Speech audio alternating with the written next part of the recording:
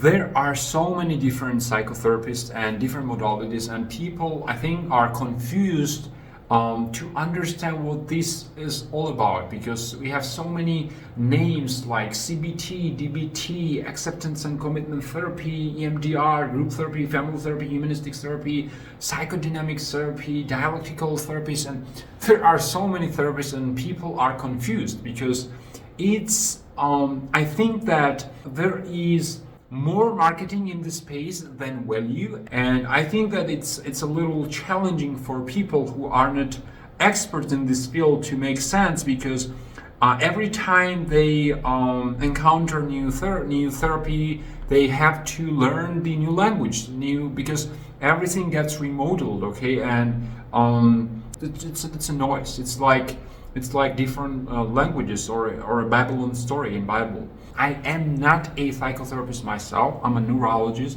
even though I have some training in psychiatry, but I'm not going to talk about any DSM stuff today or anything like that. It's going to be just common sense, just what I learned from being on this planet Earth 29 years as a human being, okay?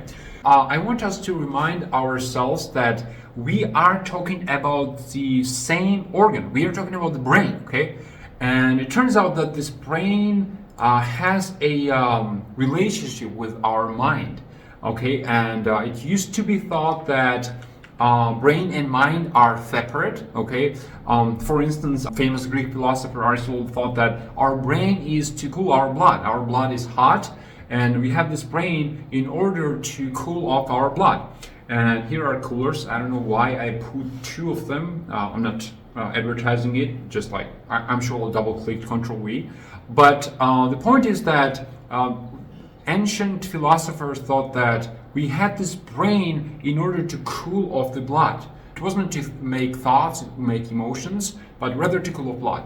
But then something interesting happened. We have the story of Phineas Gage, who was a railroad worker from California, and one day, on a sunny Californian day, when he was laying down the railroad, a tempered rod hit his head, hit his skull, and damaged the prefrontal cortex, the part of our brain which sits right behind our forehead, okay?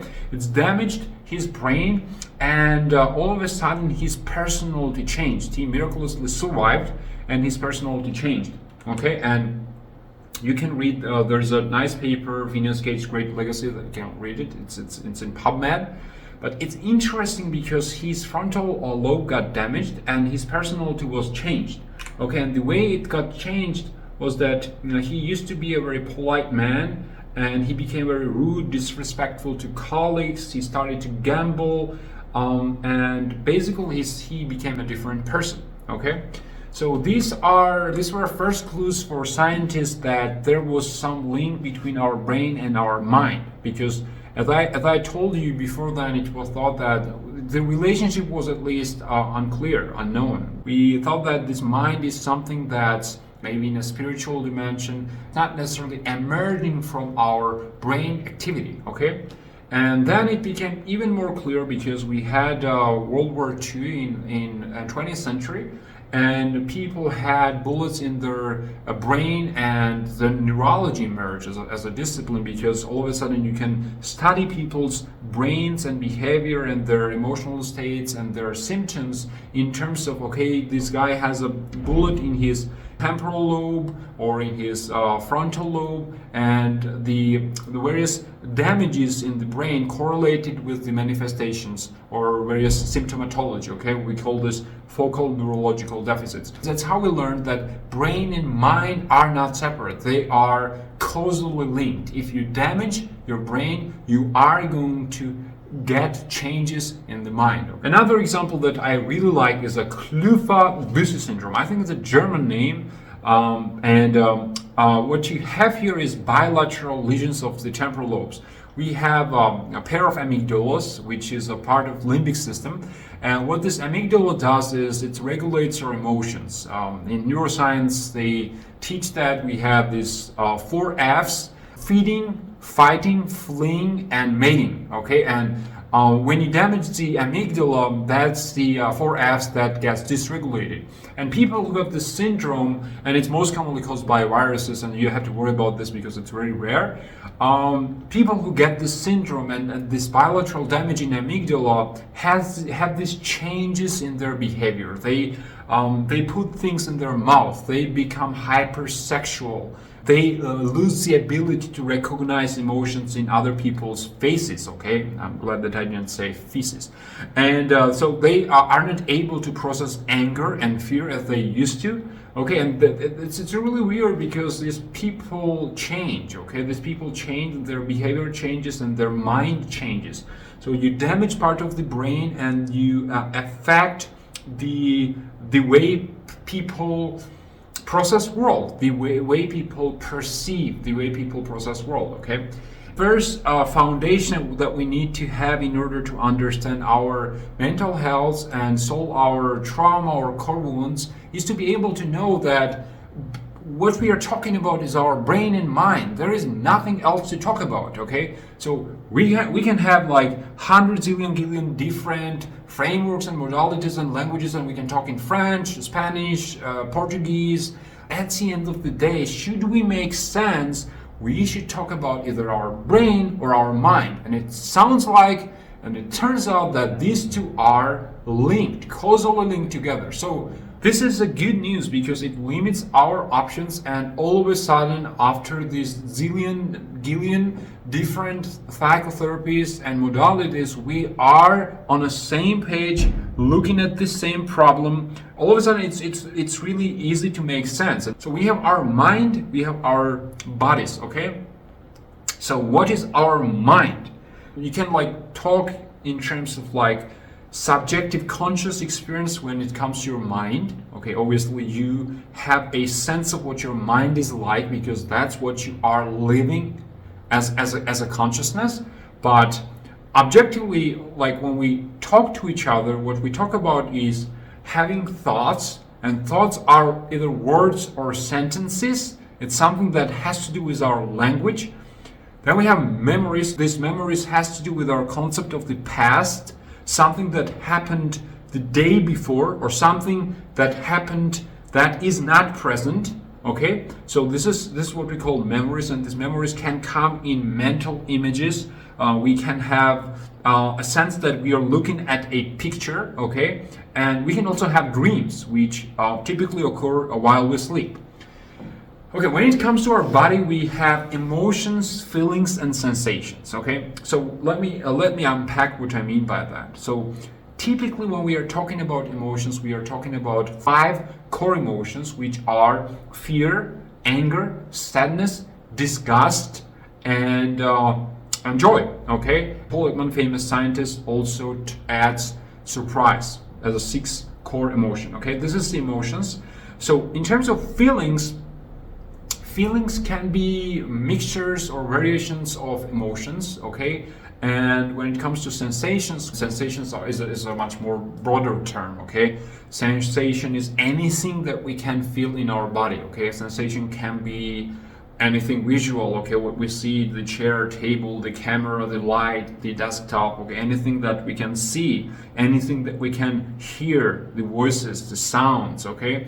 Any information that's coming from our body, pain, temperature, sense of vibration, tingling, pressure, okay, anything that we can feel with our body, okay, so it's a much broader umbrella of terms.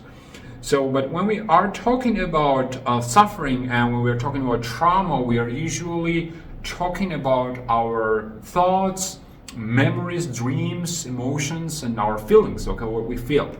And I thought that this would be easier for us to discuss because if we have the same ingredients, we can be on the same page when we can understand, we can make sense of our world, okay? All of a sudden we don't need like fancy frameworks. We can talk about from the first principles, from real basics. We can have an exchange that makes sense for both of us, okay?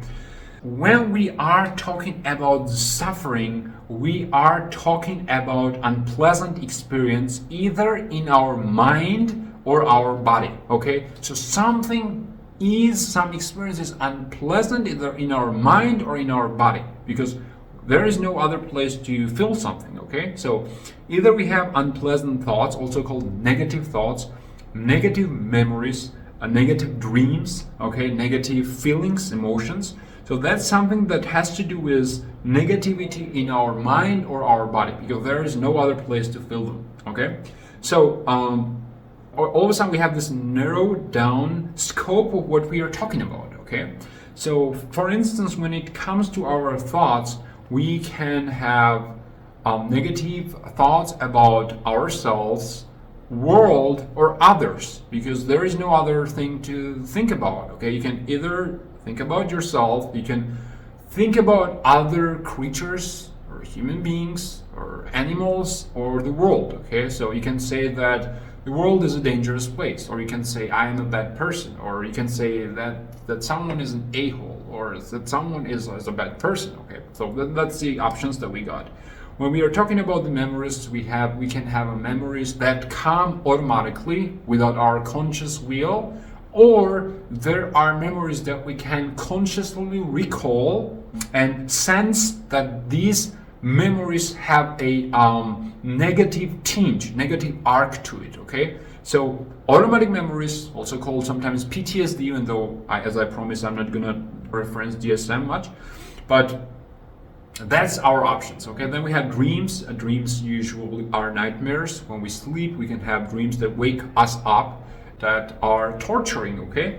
And then we can have emotions, okay? So a feeling of sadness, constant feeling of sadness in our chest.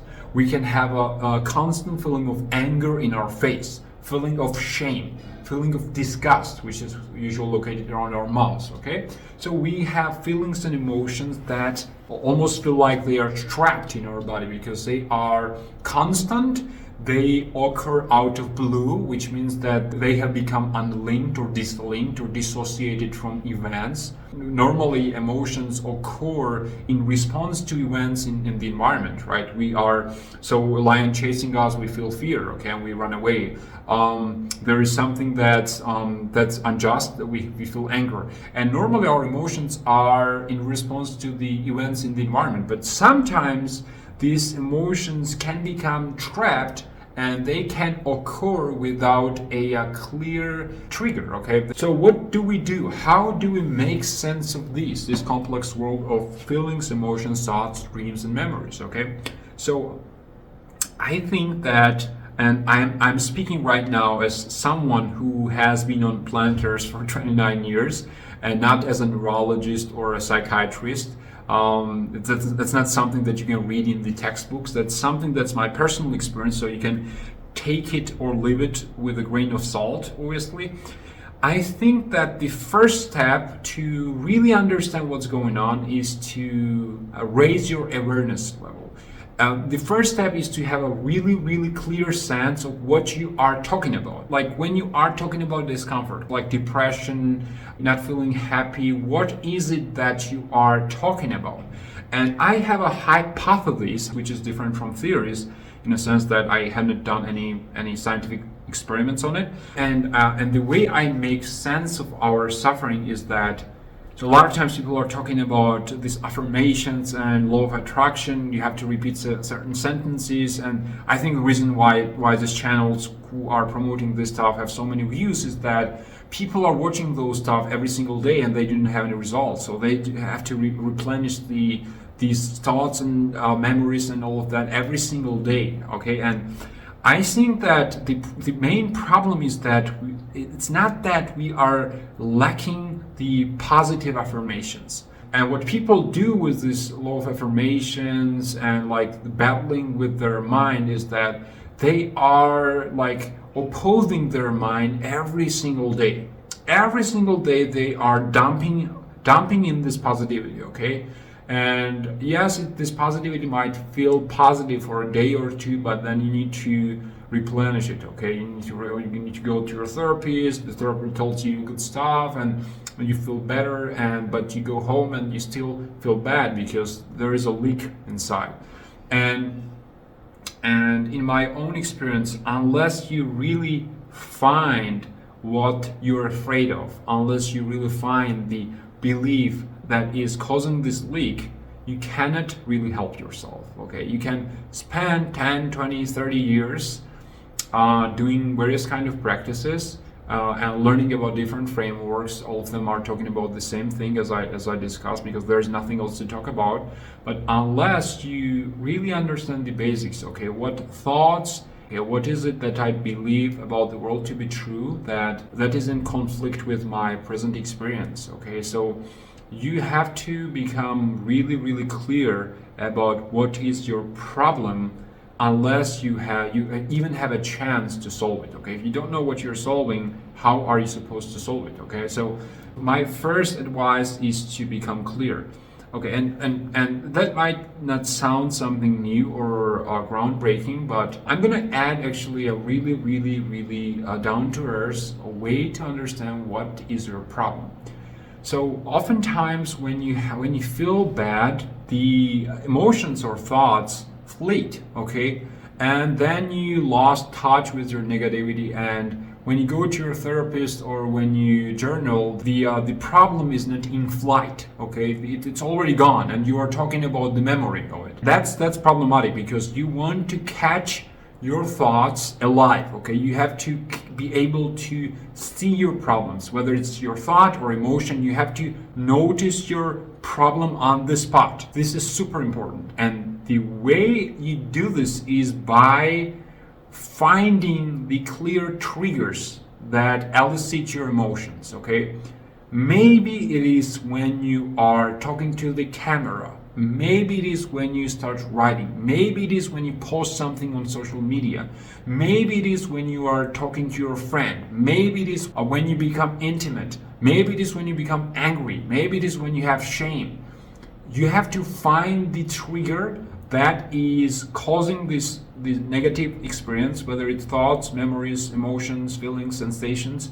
And what's more important is to find the causal link and not association, okay? Association is just noise, okay? Every time there is sun, there is daylight. Every time there is night, there is no sun. So you have causal link there, okay? Every time there is sun, there is a daylight. Every time there is night, there is no sun. So there has to be some causal relationship, okay? Sun as a cause of the daylight. So you have to find that strong causal link. And once you find that, then we are talking, okay? So you can work on this trigger, can become familiar with it. You can make tweaks and changes and really see what works and what doesn't, okay?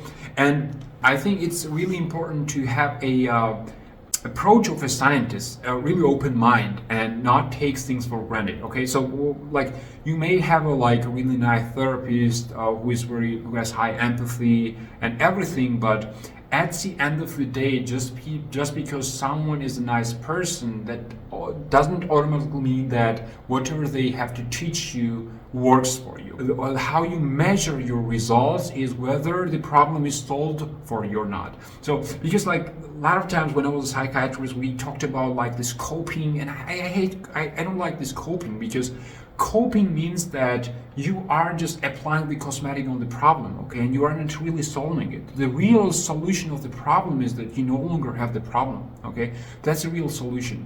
Because a lot of times we are talking about this coping, okay, and diminishing and management, and I don't like these terms. We are talking about truth here, and I like to break things down to simple terms, so we know what we're measuring like scientists, and we know whether our approach, whether our intervention works, okay, or doesn't work. So that's what we are trying to do here.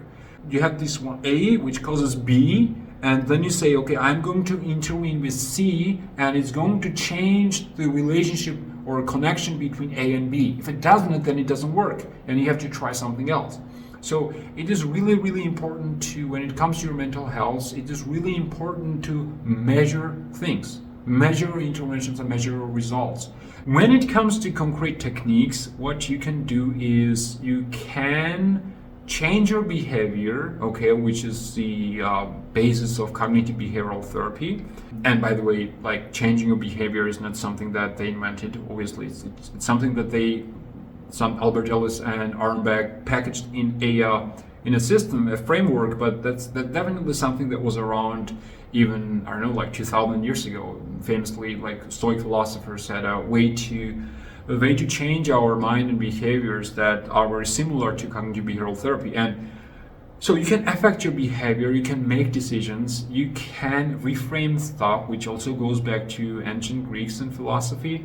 You can reframe stuff, meaning that you can see 6 from the other angle. It all of a sudden looks like 9. So these are 3 options. You can talk to yourself or others, you can reframe things and see things from a different perspective, you can make decisions and change your behavior, and the 4th thing is that you can feel your emotions. Okay, so these are 4 levers that you can pull. Okay, so you can talk to yourself and really understand what you feel and what your thoughts are. You can talk to others, you can reframe things, you can make decisions, change your behavior, and the first part is that you can feel. Okay, so these are the instruments or levers that are going to help you when it comes to processing your emotions and feelings. Okay, let's start from the feeling part. Okay, I believe that most of what we call trauma can be processed by just feeling them. Okay, and the mechanism is usually crying.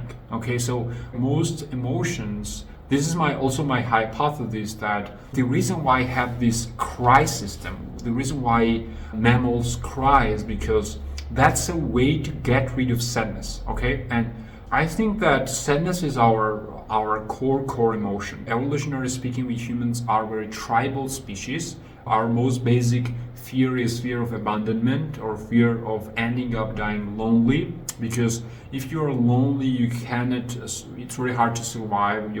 All of a sudden you are one person against the whole world, which is dangerous. So we humans evolved in a way that to maximize the chance that we would not get lonely. Okay, and the sadness and crying is a mechanism to elicit empathy in others and also get rid of the sadness. And when we are living in a society where crying is a sign of weakness, of course we have lots of people who are trapped in the sadness cycle. Okay, and cycle means that sadness can become anger, it can become disgust. Why? Because emotions tend to convert themselves to socially acceptable forms.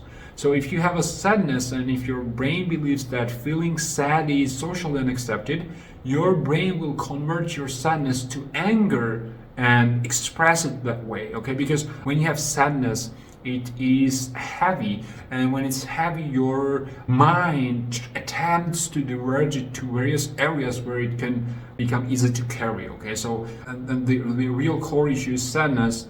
And if we are not able to feel this sadness, then our mind will convert it to anger. And if this anger is, if you are in a hierarchy where you aren't able to express anger, then this anger can become depression, because if you aren't allowed to express this anger towards others, and the only place is to express towards yourself. And I think the core issue in most humans is that they are not able to feel their sadness and cry. And I think the most basic fear and most basic core wound that we all humans have is fear of abandonment. And what trauma is, that this abandonment wound, at some point in the past, we felt like there was a high likelihood for us to be abandoned and be left alone.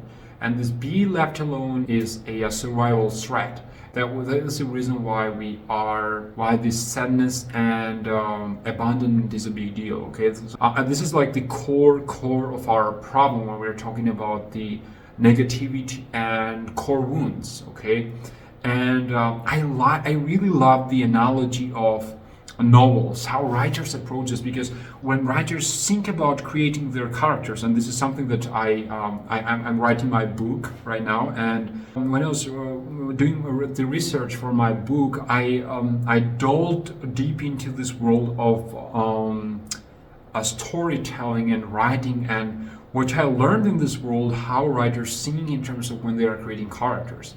And it turns out that when they are creating characters, they are thinking about the core wounds of the characters, because that's where the character's voice emerge. Okay, the dialogues the character is gonna have, the personality that's character going to have, the desires and obstacles. Everything is linked to the core wound. Okay, the core wound is the driver of the story. And when I was thinking about this, is that the major element every character has when it comes to their core wound is the oblivion. I believe I'm using the correct term, oblivion, or the lack of consciousness about their situation. When the story begins, they are stuck. And they are stuck because they do not understand themselves. Like the great Socrates says, that know thyself, that the path to good life, right? You have to know yourself. You have to know your core wounds. You have to know who you are, your personality, your dreams, values, wants, and that's how you move forward. Because if you don't know what your strengths and weaknesses are, then you are going to get lost. When they approach characters and write about characters, they are thinking in terms of, okay, what is the core wound of this character? And this helped me a lot, because essentially we are writing the novels for our own life, right? We are writing new chapters of our life every single day, and all of us have core wounds. All of us have been broken at some point in our life, and the way we have repaired ourselves, that's where we are beautiful. Like the Japanese have this concept of Kintsugi. Okay, they repair these broken bowls with gold, and the approximation points, this they call this golden joinery, and where these broken pieces approximate with one another, that leaves these different patterns of gold, the golden trails. Okay, and that's how these items are brought to life. That's how the items are different from one another, and ultimately that's how they are beautiful. Okay, and I like this analogy, because we all are broken, but that's not the point. The point is how we repaired ourselves, or whether we are stuck. So when I was learning about storytelling and just like how great writers write their novels, they usually begin telling the story from a place of where the character is stuck. And this stuck is so important, because stuck means that the character does not understand him or herself, doesn't understand the problem. And the character is living in the identity, is identified with the problem. And the opposite of identity is the essence. Okay, essence is characters or protagonist true self. Okay, living from a place of authenticity, real core values, and beyond fears. Okay, and this was important for me, because we compare ourselves to the novel characters. We can ask ourselves, okay, what stage of life are we at? Okay, are we stuck? Is there something that we want that is being unfulfilled?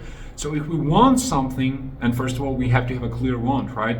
So if you want something and we are not able to move towards our goals and we are stuck, what is the obstacle? Okay, what is the obstacle that is hindering us? And why can't we move forward? And sometimes that's because we have some wound or we have some problem, and this problem can even be so hard that is hindering us to even know what we want. And when I was listening to great writers, they talk about two core features of every good story, is that the character has to want something and not be able to get it. Okay, and when I was thinking about it, it was so interesting, because it gives us a really simplistic way to understand ourselves. Because at the end of the day, the reason why good novels are good novels is because they relate to us in a real way. The good novels are tapping into the physics of our own mind. The reason why we read great novels, like be it Dostoevsky or any great writers, you can pick your favorite. The reason why we read these novels is because these novels are built with the in-depth understanding of the physics of our own minds. If they were just made up and just pure fictions, they wouldn't be relatable, because that we would think that, oh, that this is not how characters work. This is not how life works. We cannot have that, But when the writer understands our psychology, we say that, oh, this person is me, and this is what I want, and that's exactly why I cannot get it, because I have this fear that people will judge me if I do this, or I have this fear that that people will leave me if I do this, and I'll be left alone, and that's why I'm doing this, and this is how I'm compensating it, and this is why I act in that way or in this way, because I believe this to be true about the world. And writers teach us that when the story progresses and the protagonist evolves, there has to be some event that gives the protagonist a glimpse into the essence, which is that one day something happens and you realize that, oh wait, maybe the fear that I have been carrying all this long might not necessarily be true, and there might be possibility or pathway to get to my goal. And that's when you transform hopelessness to hope and possibility. Okay, this person has gone through to the same struggle, and if this person could do this, maybe, just maybe, I can do it myself. And this is the glimpse of possibility. And then the character struggles and leans forward and backward, and it's just like a real struggle, okay, whether the character is able to achieve what you want. And understanding the story structure helped me to like compare myself to the protagonist or hero of the book, and just ask myself the question, okay, at what stage of the story is my life at? Am I stuck? Is there something that I want that is being unfulfilled? Or do I even know that there is a possibility for me to get to the other side?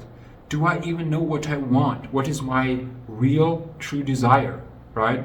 And this was really revealing to me, because if we understand what we want, then we can really have a clear idea of what our obstacles are.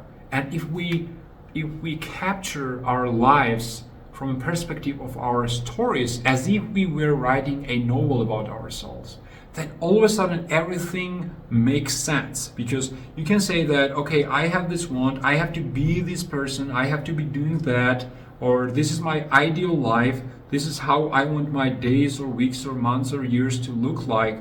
And then you can say that, okay, this is the major problem that is stopping me to move towards my goal. Okay, once you said that, then you can say that, okay, I have a fear of abandonment. I have a fear that no one will understand me. I have a fear that if I express my real self, people will no longer like me. Whatever your core wound is, okay, you can write that down, and this is your obstacle, and plan your life as if you were writing a novel, okay? And then you can say that, okay, what is my core wound made of? What are the thoughts that maintain its machinery? What are the negative thoughts, negative memories, negative beliefs, negative emotions? And you can have a really, really concrete understanding of it, okay? And then you can be a scientist, okay, and test your assumptions and say that, okay, if this belief or story or thought or emotion is true, let's go out in the field, test it, and really see if what it tells me is true. Okay, I'll do this, I'll do X, and we'll see if my fear comes true, okay? And then you can tell yourself a real story, and you need this good sample size of decisions and behavior. You cannot really count on one single chance event. You have to repeat your actions for some time, and okay, I did the same thing 10 or 15 times, and every time I do this, it sounds like, or it seems like this is happening. And there too you get this causal link, and that's what you count on. And then you can appreciate that, okay, this is how I was stuck. I was oblivious of the possibility of what could my life be. You can write down how you are stuck, what you want, why you can't get what you want, what is your obstacle, how your obstacle is made up, what are thoughts, feelings, memories, emotions. Write down everything, and that's how you move forward. Okay, that's how you move forward. You move forward by understanding the physics of your mind. It's not about marketing, it's not about positioning, it's not about this like 2024 2025 new frameworks. It's not about like double-blind controlled trials found this or that. You cannot really count on a science when it comes to your personal conscious experience, because the sample size that they studied might not necessarily represent you. The reason why we have science is because some people won't watch such videos, and there has to be some intervention to improve their lives, and those interventions are just our best bets to help them externally without understanding anything about their subjective conscious experience. But when it comes to like doing your best job of helping yourself, what you want to do is to be a scientist of your own consciousness, to design and make experiments that make sense to you. It doesn't have to apply to anyone. Become a scientist of yourself, okay, and really come from a place of experiment and measuring what it is, like having a really clear understanding of your own problem and see what works and what doesn't. And do not think of yourself as if you are broken in a unrepairable way, as if there are people out there who are living from a place of being stainless steels. I don't think that is true, okay? I think that whatever you feel is like an art. Like you are, whatever you feel is like the Picasso. Whatever someone feels is like Van Gogh. Whatever someone feels is like Rembrandt, okay? It's just like, it's unique. And the fact that all of us feel is how we are saying, and the fact that what we feel might be different in a given moment is how we are different and unique, okay? And it's all okay. It's all okay. It doesn't have to be this or that way, okay?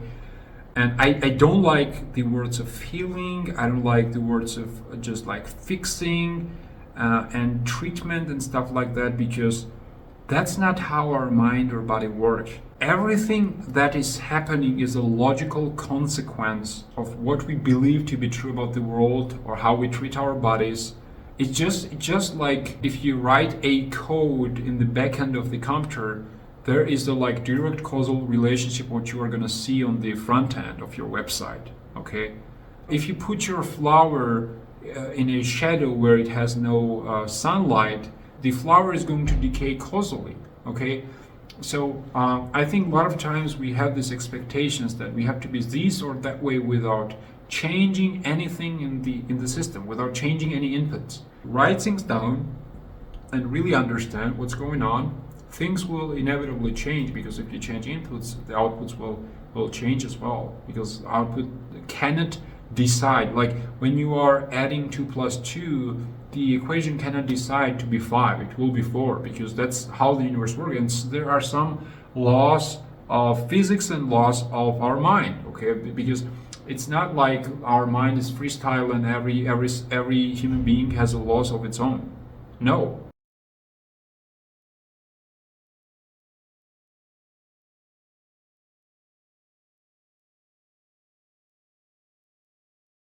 So what I wanted to teach you is what I experienced living myself as a human being, what I observed, or what I have seen learning about humans and human bodies for past 10 or 11 years as a physician. And just to like summarize is that it all boils down to gaining understanding, really understanding yourself, because science cannot do it for you.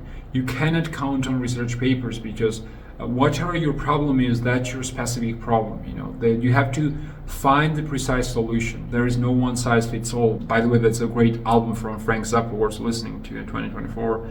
So in 2024, if you want to really improve, move towards what you want and fulfill your dreams and live from an essence and just like live an exciting and happy life, what you want to do is really understand where you are stuck, how you are stuck, what's your obstacles in terms of mind and body, like meaning what your thoughts, memories, emotions, dreams, what's going on.